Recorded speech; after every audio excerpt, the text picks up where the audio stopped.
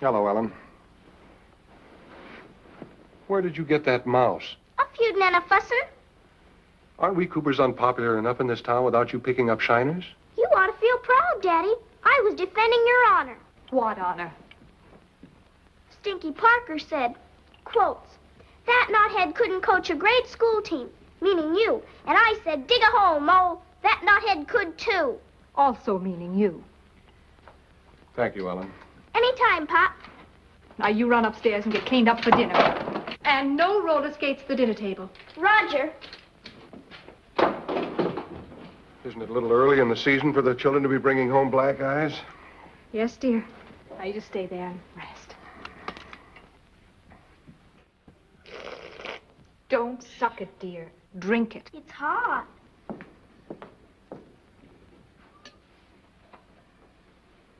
Well, dear, did you common sense her?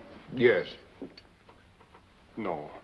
Liz, we've got to be especially nice to Connie. Something is wrong with her. Connie's a pill. You sign off.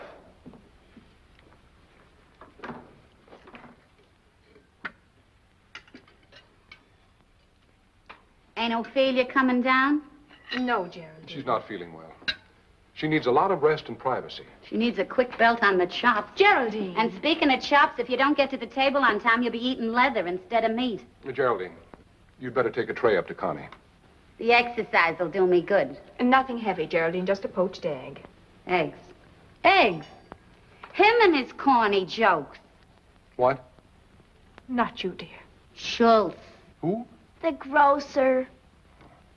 He sent us goose eggs instead of hen's eggs. He says goose eggs is more fitting for the coach's diet. Ha-ha. Ah, now, don't let it get you down, Mr. Cooper. He's just a big sorehead. He's got no sporting blood. He's just burned up on account of I won $2 from him on the game today. Good for you, Geraldine. Oh, Mother. Now, Connie, calm down. This boy probably won't even show up. Won't even show up? Why, how can you say that? Why, that would be poisonous. Connie, Mother, just what are your views on dating a boy steady? Dating steady. There are pros and cons. The pros are you have someone you can really call your own. You remove the competition that simply shatters your nerves. Now, Connie, aren't you a little previous? And the cons are there is danger in giving too much time and attention to just one person before you've reached emotional maturity. Oh, Mother, now look. Elizabeth. Sorry I'm late, darling. Sorry. Sorry for what? You wonderful, wonderful woman. Why, Mr. Cooper. What a day. What a great day. Sweetheart. Oh, darling. Come in here and sit down. Aren't you a little impetuous, dear? Of course I'm impetuous. Why shouldn't I be impetuous? Oh, Liz. George, from these tired eyes, it looked as if Virginia won the game. Oh, to heck with Virginia. To heck with football. It's you I'm talking about. You and us and everything. George, do you feel all right? Liz, why didn't you tell me?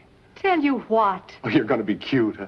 Oh, for heaven's sake, George, what am I going to be cute about? The least you could have done was warn me. You could have knitted a booty or something. George, are you under the impression that I'm on the nest? Liz, you're the most wonderful woman I ever married. Oh, true, darling, but I'm not going to have a baby. I couldn't be happier. You're not. Uh-uh. But, Liz, you've got to be. I told Jessup. Sully knows. Okay, I'll talk to my husband about it. No, I mean the pamphlets. What pamphlet? Those pamphlets you ordered from the government of the United States. Ellen, where are you going with that? She hasn't felt good all day. She's all doubled up like a bullfrog. She's got a terrible bellyache and she just upchucked. Who? Connie. Connie? Poor Connie. I'll take it up to her. Liz. It couldn't be. They were addressed to you, not her. Are those the pamphlets from the United States government? Connie sent for them. Oh, no. She used Mom's name because she didn't think it would look right for that kind of literature to be sent to a Miss Cooper. Oh, George. Oh, my God. Oh, he's in there. Oh, morning, Jess. For heaven's sakes, George, what are you trying to do? Is something wrong? Wrong. Here I am trying to keep you here, and the president of the college calls to tell me about this. I don't get you, Jess. Look at this. Confession stories. You don't read this stuff, do you? No, I don't. But everybody else in town seems to have, including President Higgins. I was a child bubble dancer. Liz. I Was a Child Bubble Dancer by Constance Cooper. Isn't this ecstatic? I always said it was a Devon idea. You did not. You said that. Shh. Listen to this. Every night when my parents think I'm in bed asleep, I am downtown at the Gaiety, dancing my heart out behind a bubble. Maybe I should have called it Me and My Bubble. That is why I am always unavailable when men call me for dates. That is why I am never seen at high school dances. While others laugh, I am crying, with only a bubble to hide my tear. I see you carry your weapons unconcealed. Daddy, if you're mean to me, I'll get a relapse. If you weren't lying there in a bed of pain, I'd give you a relapse in your southern hemisphere. Now, Daddy. Don't you daddy me. Haven't I got enough on my mind with the game and everything else without you pulling a stunt like this? Oh, no. Because of you, President Higgins is putting on the heat. But, Daddy, if President Higgins is down on you and you're going to get fired, aren't you grateful that my talent could put $180 in the family kitty and keep the wolf from the door? Don't you get smart with me, you bubble dancer. If you think her psyche or whatever you call it was scarred by Joe Birch, wait till you get a load of it after this. She'll be the laughing stock of every kid in high school. They'll read this trash and bust their buttons. Darling, the game. Don't you have to go? Yes, I have to go. And while I'm gone, will somebody please tie a ball and chain to this poor man, Sally Rand, and nail it in concrete? I'm getting sick of your cast and jammers, young lady, and when I get back, I'm going to do something about it. Gee, Pop is sure living.